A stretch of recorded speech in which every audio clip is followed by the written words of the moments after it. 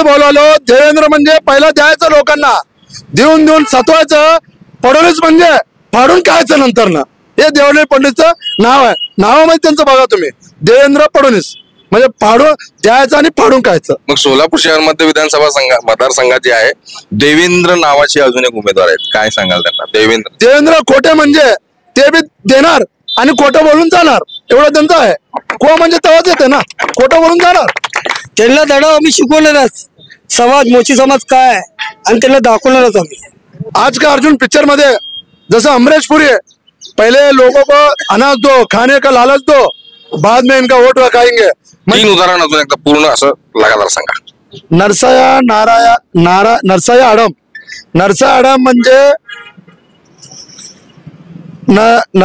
म्हणजे हे नरसला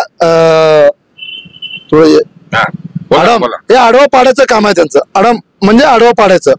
देवेंद्र फडणवीस म्हणजे द्यायचं आणि नंतर पाडून खायचं. फडणवीस देवेंद्र कोटे म्हणजे पहिला देऊन द्यायचं, पाजून जेवण द्यायचं, हे करायचं, पैसे द्यायचं नंतर को त्यांचं आडनावच आहे कोटे. मग कोटे बोलायला आपलं काय झालंय? सोलापूर शहर मध्ये विधानसभा मतदारसंघात जे आहे मोची समाजाची मतदारसंख्या मोठ्या संख्येत आहे. निर्णायक मतदारसंख्या असलेला मोची समाज आहे, सोलापूर शहराच्या अगदी मधोमध आहे. आणि या ठिकाणी मोची समाजाचे अपक्ष म्हणून उमेदवार उभारलेले आहेत रवी सायण्णा मेत्रे उर्फ नायक. काय सांगाल, म्हणजे एवढी डेअरिंग कसं काय, म्हणजे काय? हे बघा, आम्ही वोट बी दो नोट बी दो या प्रकारे चाललो. काही लोक समाजातील दिग्वंच इतर समाजाचे लोक मला निधी दिल्यामुळे मी एवढ्या ताकदीनं आज लढालो. या ताकदीचं पहिला श्रेय म्हणजे जनतेचं आहे. नेता नसतं मोठं, नेत्यापेक्षा मोठं जनता असतं. जनतेमुळे नेता घडवत असतंय. जनता ठरवले, जे ठरेल तेच नेता. नेता झिरो आहे. सरकार म्हणजे आपली जनता.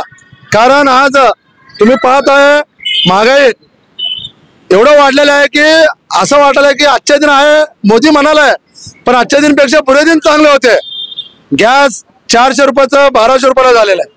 पेट्रोल 40 रुपयाचं 120 रुपयाला झालेलं आहे.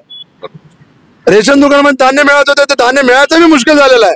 फुकट म्हणजे एक प्रकारचं देवेंद्र फडणवीस आणि नरेंद्र मोदी बीजेपीचे लोक एक प्रकारचे का करायला, तर तुम्हाला माहित असेल आज का अर्जुन पिक्चर मध्ये जसं अमरीश पुरी पहले लोगों को अनाज दो, खाने का लालच दो, बाद में इनका वोट खाएंगे. म्हणजे देवेंद्र म्हणजे पहिला देणे का, फडणवीस म्हणजे बाद में फाड़ के लेने का, असं त्यांचं नियोजन चालू आहे. एवढं भारी उदाहरण दिलं तुम्ही, अजून एकदा सांगा जरा. एकच बोलवलो, देवेंद्र म्हणजे पहिला द्यायचं लोकांना, देऊन सतवायचं. फडणवीस म्हणजे फाडून खायचं नंतर ना. हे देवेंद्र फडणवीसचं नाव आहे. नावामध्ये त्यांचं बघा तुम्ही, देवेंद्र फडणवीस म्हणजे फाडून द्यायचं आणि फाडून खायचं. मग सोलापूर शहर मध्ये विधानसभा मतदारसंघात जे आहे देवेंद्र नावाचे अजून एक उमेदवार आहेत, काय सांगाल त्यांना? देवेंद्र खोटे म्हणजे ते बी देणार आणि खोटं बोलून जाणार, एवढं त्यांचं आहे. को म्हणजे तेव्हाच येते ना, खोटं बोलून जाणार. पण आता मोची समाजाचे जे आहेत काही नेते जे आहेत काही दिवसांपूर्वी ह्याच्यामध्ये गेलेत, आपले भारतीय जनता पार्टीमध्ये गेले, काय सांगाल त्यांना? नाही, त्यांच्यामध्ये कारण नाव काढून त्यांना मोठं करण्यापेक्षा नो कमेंट्स, एवढं माझं इच्छा. नाही, दगाफटका केला समाजाचं नाव घेऊन. काय ठीक आहे, ते समाजाचे वरिष्ठ जे नेते आहेत समाजाचे, त्यांनी 4 जण आहेत. 4 जण केल्यामुळं जे देवेंद्र कोटे म्हणाला की पूर्ण मोठी समाज माझ्या पाठीमा आहे, मी म्हणतो 4 लोक तुमच्या पाठीमागे आहेत, बाकी कोण नाही आहेत. 4च लोक आहेत ते जे तुमच्यामध्ये प्रवेश केलेत माझे नगरचं. कारण एका ताटात खाल्ल्यावर त्या ताटाला लात मारणं चुकीचं आहे कुठं तर, एवढं मला कळत आहे. आता करण अण्णा मेत्रे जे आहे मोची समाजाचे एक युवा नेता होते, त्यांचा दबदबा देखील जबरदस्त होता. समजा ते असले असते आणि ही समाजाची अशी दिशाभूल करणार, काय धडा शिकवले असते का? धडा नाही, 100% त्यांनी तिकीटच आणले असते, एवढं खात्री मला आहे. काँग्रेसचं तिकीट त्यांनी शिंदे साहेबकडनं आणले असते. मोची समाजासाठी 100% आणले असते. कारण मोची समाज शहर मध्ये 2 नंबरवर आहे.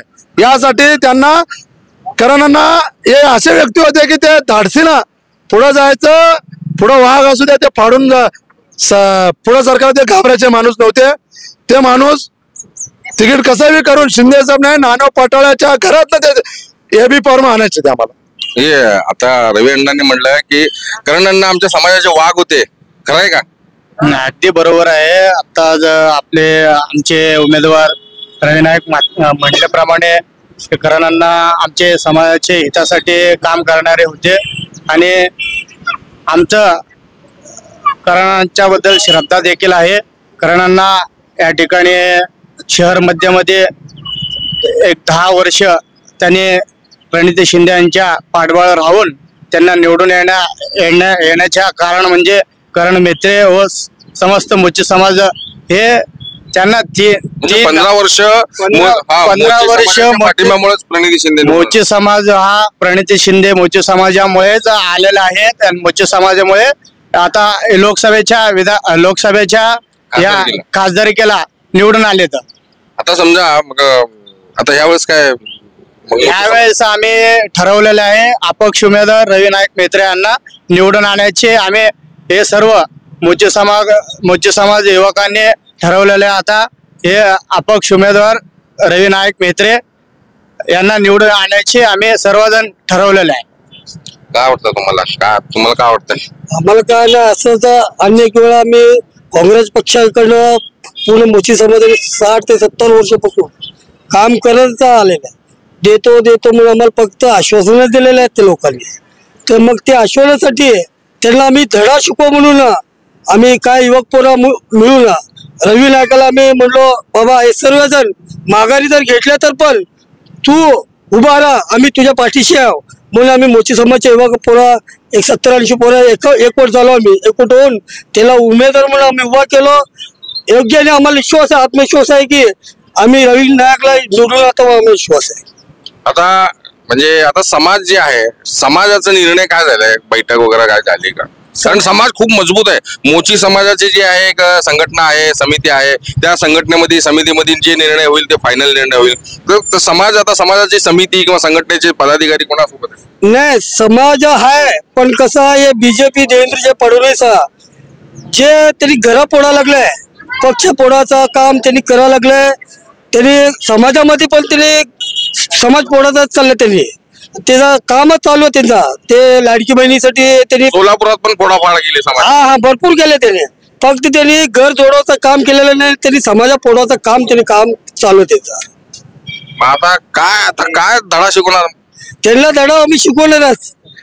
मोची समाज काय आणि त्यांना दाखवणारच आम्ही. आता रवी अण्णा किती मतांनी निवडून येतील काय ते आम्ही त्यांना जे 23 तारखेला मतदान होत आहे ना त्यावेळेस तुम्ही स्वतःहून 20 तारखेला मतदान होतं, 23 तारखेला डिक्लेअर होतं त्यावेळेस तुम्हालाच कळणार. अजून कोण बोलणार आहे? काय सांगाल तुम्ही?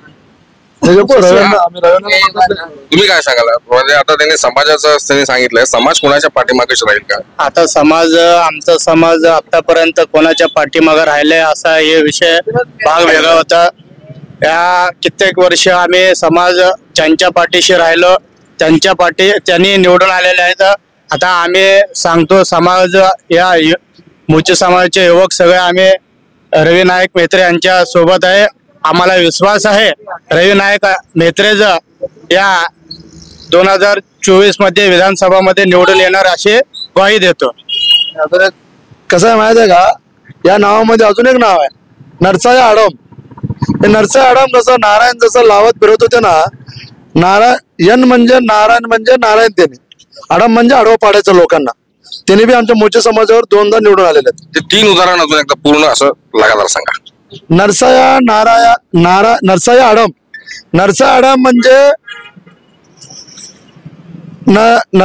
म्हणजे हे आडम हे आडवं पाडायचं काम आहे त्यांचं. आडम म्हणजे आडवं पाडायचं. देवेंद्र फडणवीस म्हणजे द्यायचं आणि नंतर ना पाडून खायचं फडणवीस. देवेंद्र कोटे म्हणजे पहिला देऊन द्यायचं, पाजून जेवण द्यायचं, हे करायचं, पैसे द्यायचं नंतर ना त्यांचं आडनावच आहे कोटे. मग कोटे बोलायला आपल्याला काय झालंय? निवडून आल्यावर ना दाखवायचं. आपल्या लोकांना हे कळत नाही की गरीबच होत चाललेत, श्रीमंत होत चाललेत. आज मी जाणून बुजून बोलतो की हिंदू म्हणतो. हिंदू आज अनेक लोक होते. श्रीनिवास संघा भाऊ होते, अंबादास गोरंटला भाऊ होता, मनीष काजे भाऊ होते, चांगले माणसं होते हे. आणि या सगळे बी हिंदूच आहेत ना. मग तुम्ही गरिबांना सोडून त्या लोकांनाच का देतो, म्हणजे त्यांच्याकडनं 1-2 कोटी रुपये घ्यायचं, त्यांना तिकीट द्यायचं, निवडून आल्यावर तर तिकडं हे विचारणं द्यायचं होतं. आम्ही पाठीमध्ये येतो, आमचं तेलुगू भाषिकच आहे ते बी. श्रीनिवास संघार राहू द्या, मनीष काळजेभाऊ राहू द्या, अंबादास गोरंट्याल राहू द्या, यांना तिकीट द्यायचं होतं. यांना आम्ही निवडून आणलं असतो आम्ही कुठनं, जर बीजेपी तर बीजेपी आहे. म्हणजे तुम्ही पैसे घेऊन लोकांना लाच लावायला हे कुठं चुकीचं आहे. मी सरकारनं देखील विनंती करतो, जे तपासी चालू आहे, उद्धव ठाकरेंनी जे बोलले ते अति सत्य आहे की जे उमेदवार मुख्यमंत्री असू द्या, कोण बी असू द्या, निवडणूक अधिकाऱ्याने आवाहन केलेलं आहे की कोणी बी उद्या, विमान राहू द्या, हेलिकॉप्टर राहू द्या, ते बॅग तपासलेलं एकदम अतिशय सुंदर त्यांनी बोललेलं आहे. आणि अगदी कडक कारवाई व्हावं, पैसे मिळाल्यास कडक कारवाई अशी माहिती देखील कोण बी राहू द्या, गाड्या तपासणी मिळाल्यावर त्यांच्यावर कारवाई व्हावं आणि त्यांनी जर चुकीचं बोललं त्यांच्यावर बी कारवाई व्हावं. आता कुठेतरी आता मध्य विधानसभा मतदारसंघात जातीपातीमध्ये लावून जातीय ध्रुवीकरण, एका जातीला वेगळं एका जातीला वेगळं असं केलं जातं. आपल्याला बाबासाहेब आंबेडकरने संविधान दिलेलं आहे, जातीपात बाबासाहेबांना दिलेलं नाही आहे. संविधानामुळे आज जग चालत आहे. जातीपातीमध्ये गेलं तर एकमेकांना मारून घेऊ, कारण बीजेपीचं एकच काम असतं, RSS. बीजेपी मी सेक्युलर माणूस नाही आहे, मी सेक्युलर माणूस आहे. सेक्युलर म्हणून सगळं समाज बांधवांना विनंती करतो, बीजेपीला बळी न पडता आपण एका संविधानाच्या विचारात चालणाऱ्याला लोकांना मतदान करावं. कारण मत हा बहुमोल असतो, एकदा येत असतो, 5 वर्ष ते फिरकत नसतात. आपल्या गल्लीबोच्या समस्या आपल्यालाच माहित असतं, दुसऱ्यांना माहित नसतं. दवाखाने, पोलीस चौकी अर्ध्या रात्री जायचं म्हणजे आम्हाला करतात कॉल, त्यांना करत नाहीत. तुम्ही आता आमच्या समोर बसायचं त्यांचं हे आहे, देवेंद्र पंडित राहू द्या, कोण बी राहू द्या, त्यांनी आमच्या समोर येऊन बसतात, म्हणजे आज उमेदवार आहे म्हणून.